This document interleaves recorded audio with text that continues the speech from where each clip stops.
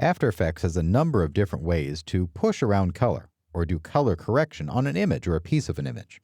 I'm going to use my Mask Pass on the Beauty Pass, or rather a copy of it, to push around color of the tile wall on the floor just a little bit. Here's how I'll make this work. I'm going to take my Beauty Pass, duplicate it by pressing Ctrl D, and then use a Channel Set Matte effect on it.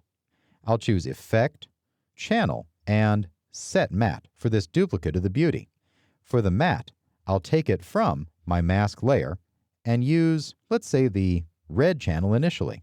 Now I'll put a color correction on that particular layer, layer 3, my copy of my Beauty Pass, and push that color around. With that layer selected on the timeline, I'll choose Effect, Color Correction, and I have a lot of different options here. We can work by gamma, pedestal, and gain. We can work by levels or ranges, and also color balance, or color balance in hue, luminance, and saturation. I'll work by color balance, for example, and this gives me control over highs, mids, and shadows, red, green, and blue. What I'm going to do on this tile wall, just to show it, is push up the mid-tone green balance, and we can see where that mask is really affecting the whole wall.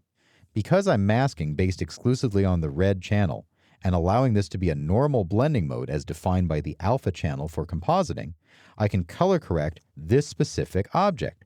It lays over the copy of my Beauty Pass, and it looks like I'm just pushing the color on this wall. We may end up with quite a few different clones and lay them together. That way our color correction is on specific pieces, and when composited together, we get the look we want. I'm going to take the mid-tone green balance out of the antifreeze range, bringing it back down, and now I'm going to deepen and saturate this wall. I'm going to take the shadow reds and pull them down just a little bit, and pull down the shadow blue as well. I'd like this wall in this render to be a little bit greener. Now that the wall is a little deeper in the shadow range in the green, I'm going to pull the mid-tone red down as well, but I'll leave the mid-tone blue up, and this gets me a blue-green in the tile.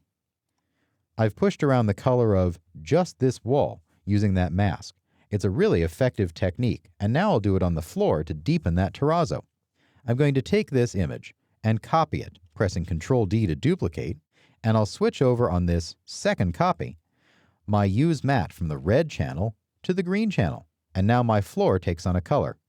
I'll use a different color correction in here, picking the color balance and deleting it, and now under Effect, choosing Color Correction and Levels. In my levels then, I can slide around where the white, black, and gamma are. I'm going to take the gamma on this floor and deepen it, so I've got a rich green tile against a deeper, charcoal-colored terrazzo. With our masks, we have a lot of flexibility, and we should use them to really push around the image as we need. We've put in the flexibility by rendering out the masks, and so this gives us the opportunity in post to really dial in that color. It's not uncommon to have 2, 3, or 4 mask passes and many different layers of the image layered over itself, tuning up the color on specific parts, brightening out some and deepening others to really get the look nailed down. As long as you've got good value in Maya in the image and you've got your masks, you can push color around easily all day long.